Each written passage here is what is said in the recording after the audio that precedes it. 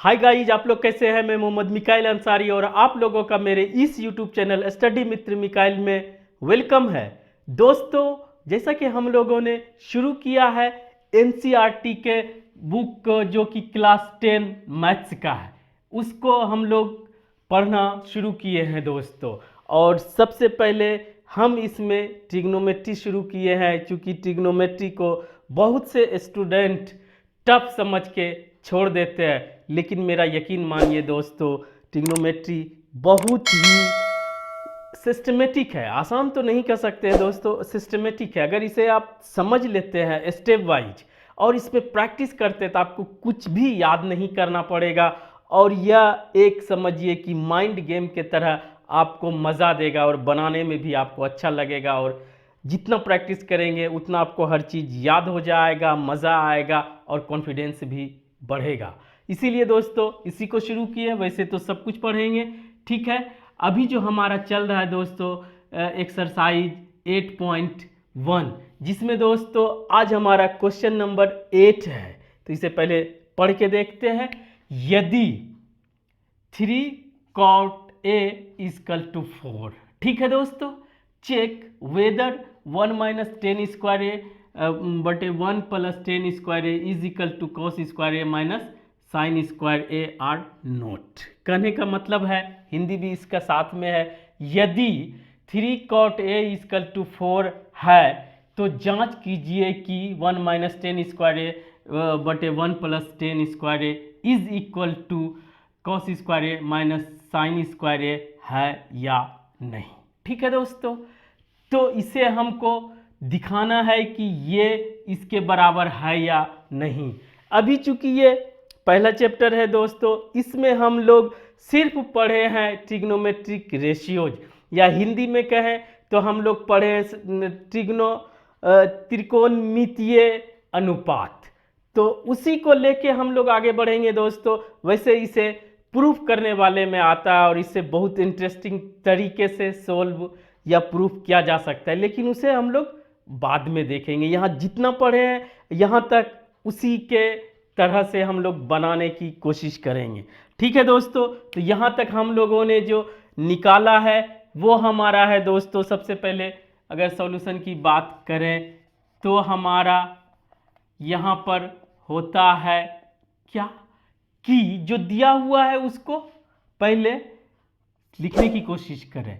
3 cot A is equal to 4। अगर दोस्तों इसे सॉल्व करेंगे, उस पर हम नहीं जा रहे हैं, तो cot A is equal to 4/3, यानी कि हमारा P ये क्या होता है, B/P।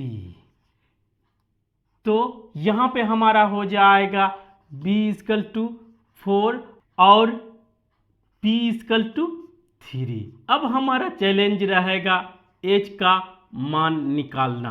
तो सबसे पहले डायग्राम से आप समझने की कोशिश करते हैं कि दोस्तों अगर राइट कोई भी रेशियोज हो वो राइट एंगल ट्रायंगल के लिए ही वैलिड है, ठीक है। ये हमेशा बोलते आ रहे हैं ABC, ये हमारा राइट एंगल ट्रायंगल अगर मानते हैं और यहाँ पर से ये बात की जा रही है, चूंकि रिफरेंस में हमारा A एंगल है, ठीक है दोस्तों। और कॉट का मतलब क्या होता है, B/P, यानी कि 10 का इन्वर्स। तो सबसे पहले अगर यहाँ से हम लोग सोच रहे हैं दोस्तों, तो इससे जो भी एडजेसेंट यानी कि सटा हुआ साइड या भुजा होता है उसे बेस कहते हैं, आधार कहते हैं, और B से डिनोट किया जाता है। और उसके सामने या अपोजिट हो, इसके डायरेक्ट सामने दोस्तों जिस एंगल की बात की जा रही है, जिस पॉइंट की बात की जा रही है, उसे हम लोग लंब या परपेंडिकुलर बोलते हैं, जिसे P से डिनोट किया जाता है।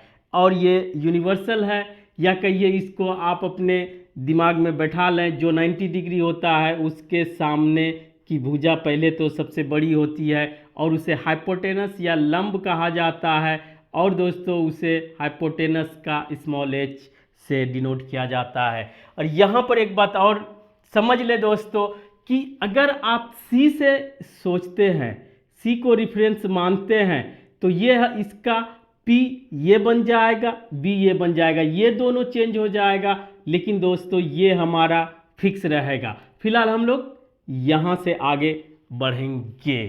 तो यहाँ से अगर आगे बढ़ते हैं दोस्तों तो हमारा कॉट ए का मतलब B/P, B का मान हमारा हो जाता है 4 और P का मान हो जाता है 3।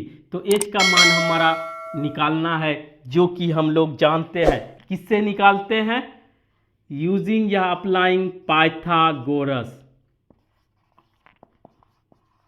ये जानते हैं दोस्तों, पाइथागोरस थ्योरम। ये सबसे पहला स्टेप यही होता है कि अगर 2 का मान दिया हुआ है तो तीसरा हम लोग निकालेंगे। और ये पाइथागोरस थ्योरम कहता है कि किसी भी राइट एंगल ट्रायंगल में हाइपोटेनस का स्क्वायर उसके परपेंडिकुलर प्लस उसके बेस के स्क्वायर का सम होता है। ठीक है, वहाँ पे सिर्फ साइड्स भुजा की बात की जाती है, वहाँ पे एंगल से मतलब नहीं है, बस राइट एंगल ट्रायंगल होना चाहिए। ये हमारा कंडीशन है। तो यहाँ पर दोस्तों क्या है? P का मान 3 स्क्वायर प्लस B का मान 4 स्क्वायर। अगर इसे सॉल्व करेंगे दोस्तों तो H का मान हमारा 5 आता है। ये आप आसानी से कर सकते हैं और करते हुए आए हैं। तो यहाँ हमारा क्या हो गया दोस्तों? ये 5 हो गया। अब आप इसको लेके चले, इसके लिए आपको इसको मिटाना पड़ेगा दोस्तों। तीनों चीज़ हो गया, आप फिगर पे कंसंट्रेट होंगे और LHS और RHS को प्रूव करेंगे। तो जैसे कि दोस्तों अगर 2 तरह का रहे तो इसे प्रूव करने वाले में ज़्यादा आता है। ठीक है, तो हम लोग इधर वाले को LHS बोला जाता है, इधर वाले को RHS, राइट साइड वाले को और लेफ्ट साइड वाले को। तो हम लोग लेफ्ट साइड वाले से चलते हैं, LHS, लेफ्ट हैंड साइड। ठीक है दोस्तों, तो क्या है हमारा 1 - 10 स्क्वायर A बटे 1 + 10 square A is equal to, अब हम लोग मान बैठाते हैं 1 - P/B स्क्वायर, 1 + B यही सेम होगा P/B स्क्वायर। ठीक है, अब आइए दोस्तों इसे सिंप्लीफाई करते हैं। 1 - P हमारा है 3/4 का स्क्वायर, नीचे भी 1 + 3/4 का स्क्वायर। ठीक है दोस्तों, ये अब क्या होता है 1 - 9/16, 1 + 9/16 इज इक्वल टू, इसे पूरा नहीं करते दोस्तों, वो आप इसे सिंप्लीफाई करेंगे, या अगर ये भी आपके सब्जेक्ट में होगा तो इसे उस चैप्टर में देखेंगे दोस्तों। 16 - 9 और 16 + 9। ठीक है दोस्तों, ये हो जाएगा 7/25। ठीक है, एक का मान हमारा आ गया। अब हम देखते हैं RHS, राइट हैंड साइड। ठीक है, जो कि हमारा ये है। ठीक है, cos square A minus sine square A। अब इसका मान रखते हैं cos B/H square minus P/H square. ठीक है दोस्तों, इसको अगर सॉल्व करते हैं तो B हमारा कितना है? B हमारा 4 है, 4/5 का स्क्वायर माइनस 3/5 का स्क्वायर। ठीक है दोस्तों, अब यहाँ से सिंपली अगर करते हैं तो 16 - 25 माइनस दोस्तों 9/25, अगर इसे सोल्व करते हैं तो 25 और इधर 16 - 9, इस पे हम ध्यान नहीं दे रहे दोस्तों, ये आपको अपने से करना है।